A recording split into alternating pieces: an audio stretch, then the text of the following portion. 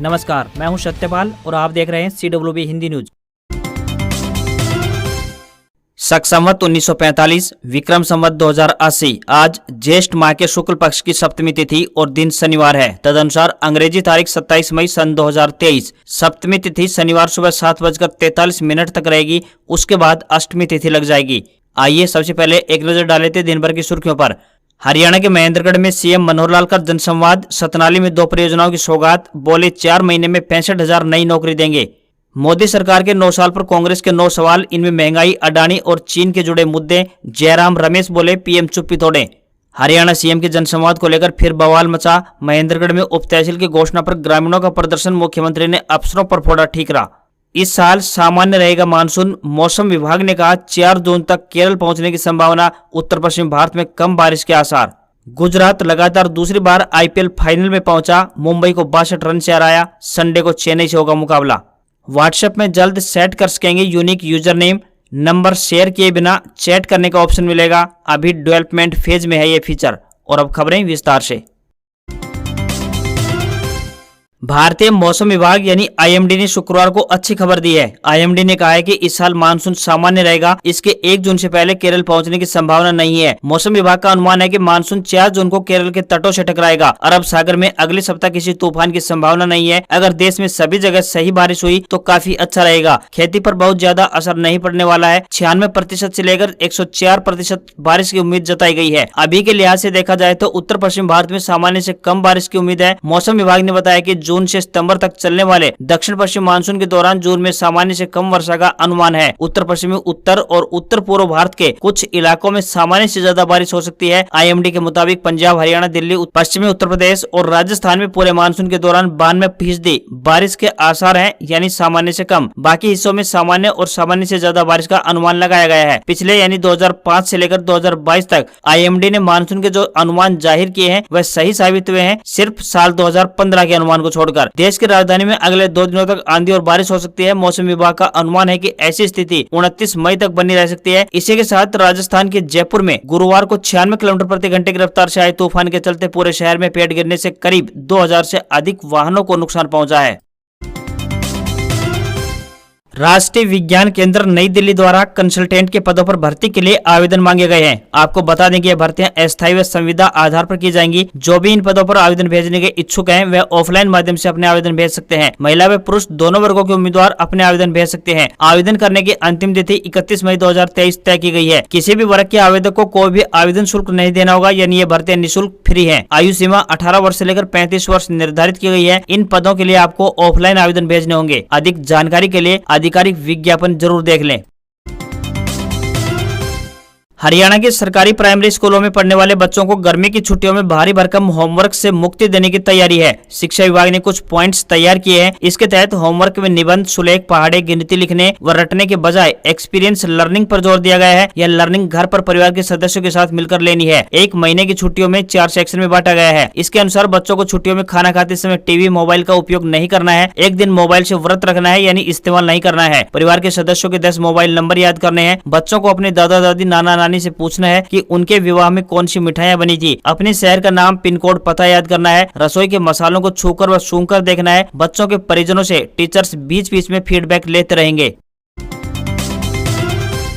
Haryana public service commission यानी HPSC को prosecution department में असिस्टेंट डिस्ट्रिक्ट अटॉर्नी यानी एडीए की भर्ती को लेकर पंजाब हरियाणा हाईकोर्ट से झटका लगा है। हाईकोर्ट ने अगले आदेशों तक भर्ती प्रक्रिया पर रोक लगा दी है। साथ ही कमीशन को नोटिस जारी कर जवाब मांगा है। एचपीएससी की ओर से फरवरी महीने में विज्ञापन निकालकर 112 एडीए के पदों पर भर्ती निकाली गई थी। कमीशन की ओर से आवेदन प्रक्रिया पूरी होने के बाद अप्रैल महीने में एग्जाम का पैटर्न बदल दिया। पहले इन पदों के लिए एक एग्जाम किया जाता था, उसके बाद इंटरव्यू होता था। अब बदलाव के बाद अभ्यर्थियों को 2 लिखित परीक्षाएं, एक प्रारंभिक तो वहीं दूसरी मुख्य परीक्षा दी गई है। याचिका में कहा गया है कि आवेदन मांगे जाने के बाद प्रक्रिया में बदलाव नहीं किया जा सकता था, इसलिए परीक्षा रद्द की जाए।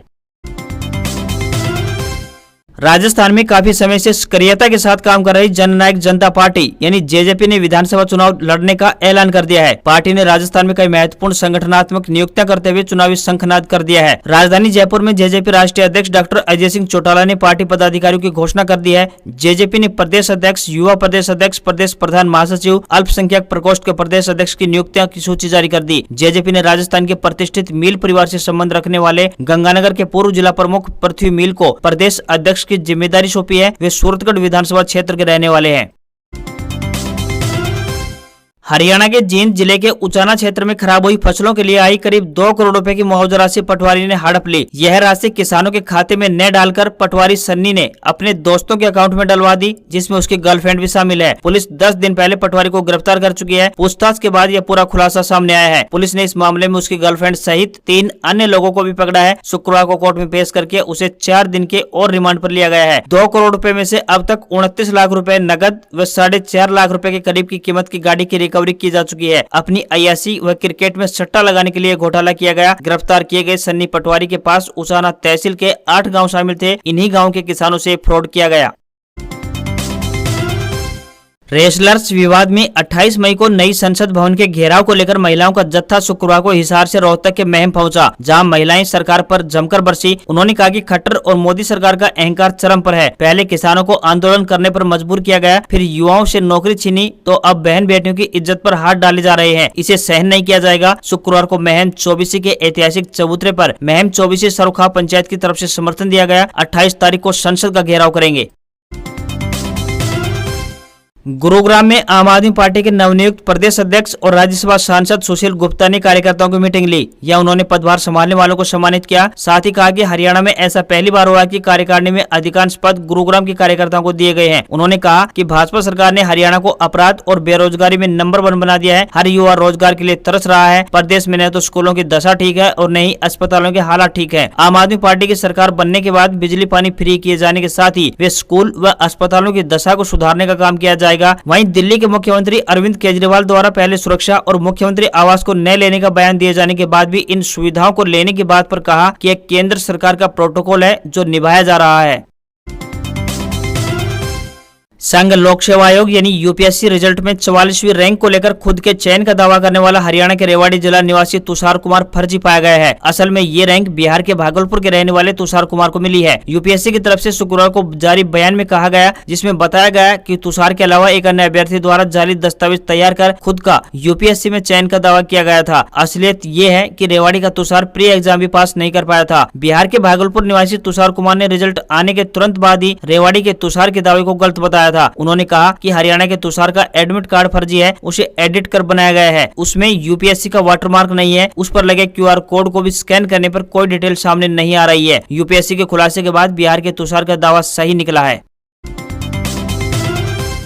हरियाणा के जिला महेंद्रगढ़ में सीएम मनोहर लाल खट्टर का 3 दिवसीय जन संवाद कार्यक्रम का अंतिम दिन ठीक रहा। गांव सतनाली में जन संवाद कार्यक्रम में सीएम ने 8 करोड़ 53 लाख रुपए की 2 परियोजनाओं की सौगात दी। 4 गांव के लिए 8 करोड़ 21 लाख रुपए की लागत से स्थापित होने वाली सूक्ष्म सिंचाई परियोजना का शिलान्यास किया गया। साथ ही 32 लाख 35 हजार रुपए की लागत से नवनिर्मित राजकीय पशु अस्पताल भवन का भी लोकार्पण कर ग्रामीणों को समर्पित कर दिया गया। तीसरे दिन यानी सीएम ने महेंद्रगढ़ विधानसभा क्षेत्र के गाँव नांगल सिरोही से जन संवाद की शुरुआत की। उसके बाद उन्होंने गाँव बवानिया सतनाल में जन संवाद कार्यक्रम किया। मुख्यमंत्री मनोहर लाल ने गांव नांगल सिरोही में पीएचसी के पुराने भवन में चल रही सीएचसी को नए भवन के साथ ही बनाने की घोषणा की। साथ ही महेंद्रगढ़ विधानसभा क्षेत्र में पहुंचने पर पूर्व मंत्री रामविलास शर्मा ने पगड़ी बांधकर सीएम का अभिनंदन किया। मुख्यमंत्री ने कहा कि नांगल सिरोही वीरों की भूमि है और वे राज्य सरकार की ओर से वीर सपूतों को सलाम करते हैं। अग्निवीर योजना के तहत भर्ती हुए युवाओं को वापस आने पर हरियाणा सरकार उन्हें प्राथमिकता के आधार पर रोजगार देने का काम करेगी। अगले 4 महीने में प्रदेश में 65,000 नई नौकरियां भी दी जाएंगी। मुख्यमंत्री ने जनसंवाद कार्यक्रम में ग्राम सरपंच बुचौली की मांग पर घोषणा करते हुए बताया कि महेंद्रगढ़ से बुचौली सड़क को पीडब्ल्यूडी विभाग के द्वारा मौजूदा 9 फुट से अपग्रेड करते हुए 18 फुट चौड़ा करने का काम किया जाएगा। इस अवसर पर हरियाणा के जन स्वास्थ्य अभियांत्रिकी मंत्री डॉक्टर बनवारी लाल, सांसद धर्मवीर सिंह, पूर्व मंत्री रामविलास शर्मा, मुख्यमंत्री के ओएसडी जवाहर यादव, उपायुक्त मोनिका गुप्ता, एसपी विक्रांत भूषण सहित अन्य गणमान्य मौजूद रहे।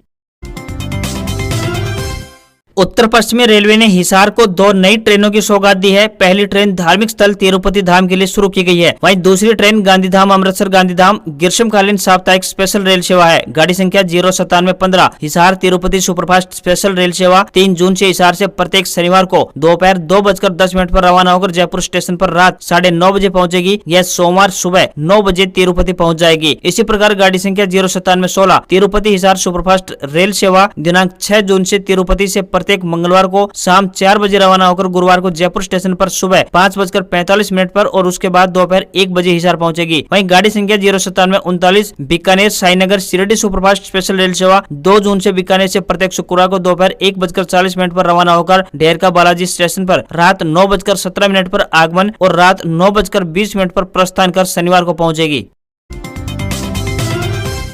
हरियाणा के सीएम मनोहर लाल खट्टर के महेंद्रगढ़ जिले में जनसंवाद पर फिर बवाल मच गया। सीएम ने महेंद्रगढ़ के गांव सीमा को उप तहसील का दर्जा देने की घोषणा की। इसका पता चलते ही गांव दोंगड़ा अहिर के लोगों का गुस्सा फूट पड़ा। वे शुक्रवार को सड़क पर उतर आए। उनका कहना था कि उनका गांव दोंगड़ा अहिर सीमा से बड़ा है, इसलिए उसे भी उप तहसील बनाया जाना चाहिए। खास बात यह रही कि सीएम मनोहर लाल रात को इसी दोंगड़ा अहिर गाँव में रुके थे। इसका पता चलते ही सीएम मनोहर ने दोंगड़ा अहिर के लोगों को बातचीत के लिए बुलाया। इस मीटिंग में सीएम ने कहा कि अधिकारियों से सीमा को उप तहसील बनाने संबंधी फिजिबिलिटी रिपोर्ट अधिकारियों से मांगी थी। अधिकारियों ने उनको सही फिजिबिलिटी रिपोर्ट उपलब्ध नहीं करवाई। उन्हें नहीं पता था कि दोंगड़ा अहिर की भी ऐसी ही कुछ मांग है। अब वे दोनों गांव की फिजिबिलिटी रिपोर्ट मंगवाएंगे। जिस गांव की रिपोर्ट सही होगी उसी को उप तहसील बनाया जाएगा। उन्होंने साथ ही ये भी कहा कि अटेली विधानसभा में जब भी जनसंवाद कार्यक्रम होगा वह इसकी घोषणा कर देंगे। इसके बाद ग्रामीणों ने विरोध बंद कर दिया। इस मीटिंग में अटेली के विधायक सीताराम यादव भी मौजूद रहे। नए संसद भवन का उद्घाटन रविवार को होगा। नए भवन देश की विविध संस्कृति से जुड़ा हुआ है। इसमें फ्लोरिंग त्रिपुरा के बांस से की गई है। कालीन मिर्जापुर का है। वहीं लाल सफेद सैंडस्टोन राजस्थान के सरमथुरा का है। वहीं निर्माण के लिए रेत हरियाणा के चरखी दादरी से मंगवाई गई है। इसके अलावा संसद भवन के लिए सागौन की लकड़ी नागपुर से मंगवाई गई। केसरिया हरा पत्थर उदयपुर, लाल ग्रेनाइट अजमेर के पास लाखा और सफेद संगमरमर राजस्थान के ही अंबाजी से मंगवाया गया। लोकसभा और राज्यसभा की फॉल्स सीलिंग्स की बात करें तो इसमें इस्तेमाल स्टील की संरचना दमन दीव से मंगवाई गई है। वहीं संसद में लगा फर्नीचर मुंबई से तैयार किया गया। पत्थर की जाली का काम राजस्थान के राजनगर और नोएडा से करवाया गया। प्रतीक चिन्ह अशोक स्तंभ के लिए सामग्री महाराष्ट्र के औरंगाबाद और राजस्थान के जयपुर से बुलाई गई। वहीं लोकसभा राज्यसभा की विशाल दीवार की बात करें और संसद के बाहर लगा अशोक चक्र तो यह इंदौर से मंगवाया गया है। पत्थर की नक्काशी का काम आबू रोड और उदयपुर के मूर्तिकारों ने किया है। पत्थर राजस्थान के कोटपुतली से लाई गई। फ्लाईएस ईंटें हरियाणा और उत्तर प्रदेश में मंगवाई गई, जबकि पीतल के काम और सीमेंट के बने बनाए ट्रेंच अहमदाबाद से लाई गई। नई संसद के इनॉग्रेशन में अब एक दिन शेष बचा है। लोकसभा और राज्यसभा स्पीकर की सीट के पीछे विशाल अशोक चक्र है तो वहीं लोकसभा की कालीन पर मोरपंख की डिजाइन भी है। संसद के उद्घाटन को लेकर दायर जनहित याचिका सुनने से सुप्रीम कोर्ट ने इनकार कर दिया है। कांग्रेस समेत 20 विपक्षी पार्टियों ने उद्घाटन समारोह के बहिष्कार का ऐलान किया है तो विपक्ष का कहना है कि राष्ट्रपति द्रौपदी मुर्मू को दरकिनार कर प्रधानमंत्री से इसका इनॉग्रेशन कराने का निर्णय न केवल गंभीर अपमान है बल्कि यह लोकतंत्र पर भी सीधा हमला है। वहीं भाजपा समेत 25 पार्टियां उद्घाटन समारोह में शामिल होंगी। देश की बैंकिंग व्यवस्था में जल्द ही बड़ा बदलाव होने जा रहा है। अब बैंक सप्ताह में 5 दिन खुलेंगे। 5 डे वीक लागू होने के बाद देश के तमाम बैंक शनिवार को पूरी तरह से बंद रहेंगे। अब तक सिर्फ महीने के दूसरे और चौथे शनिवार को बैंक बंद होते थे। 5 डे वीक होने से बैंक संघों का मानना है कि महीने के 2 शनिवार कम होने से लगभग 13 घंटे की बैंकिंग प्रभावित होगी। इसकी भरपाई के लिए बैंक कर्मियों को रोज 40 मिनट ज्यादा काम करना होगा। बैंकों के अपडेटेड टाइमिंग फिलहाल तय नहीं हो पाए हैं, मगर बैंक एसोसिएशन की ओर से जो प्रस्ताव दिया गया है उसके अनुसार बात करें तो सुबह के समय 10 मिनट और शाम के समय 30 मिनट की बढ़ोतरी के साथ बैंकिंग आवर्स बढ़ाए जा सकते हैं। इससे सोमवार से शुक्रवार 5 दिन कस्टमर को ट्रांजैक्शन के लिए रोज 40 मिनट अतिरिक्त बढ़ेंगे। इस नई व्यवस्था के दायरे में देश के तमाम बैंक आएंगे। 12 सरकारी, 21 प्राइवेट बैंकों सहित 78 बैंक है। ग्रामीण बैंक, स्मॉल फाइनेंस बैंक और लोकल बैंक सहित तमाम तरह के बैंक 5 डे वीक के दायरे में आएंगे।